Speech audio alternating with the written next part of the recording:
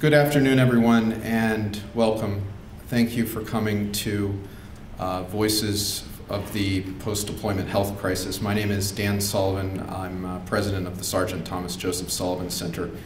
And this program today is very important to me personally. And also, I think it's an important part of what the Sergeant Sullivan Center hopes to achieve by increasing awareness of the post-deployment health crisis. When I was a kid, it was the 1980s, and we were in the midst, or what a health crisis started then, the AIDS crisis. And when I was a kid, I would see these stickers that were posted on newspaper stands that said, "Silence equals death." And I thought to myself, well, what the heck does that mean? Silence equals death. I didn't understand that.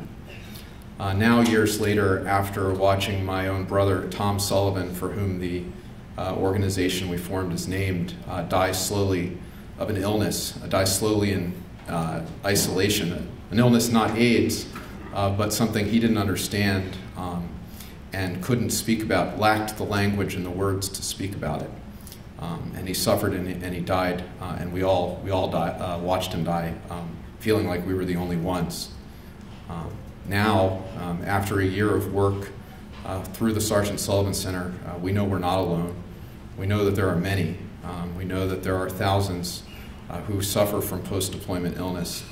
And I now understand, when I think of the fact that my brother's doctors provided him with health care, not knowing that theater environmental exposures were a more likely than not explanation of his illnesses, that lack of awareness, because of silence, did lead to death.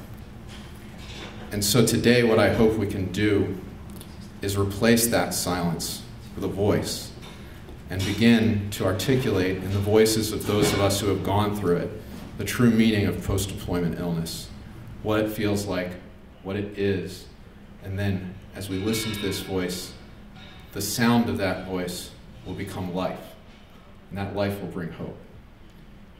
This is an open forum.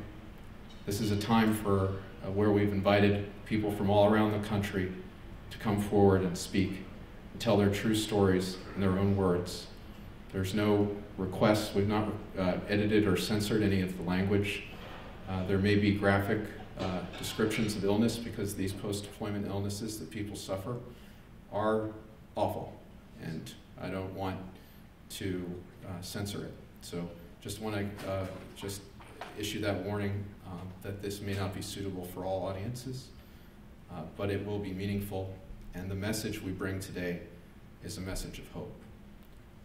So each person is going to come forward, introduce themselves, share their story, and then we will provide a short opportunity for dialogue at the end.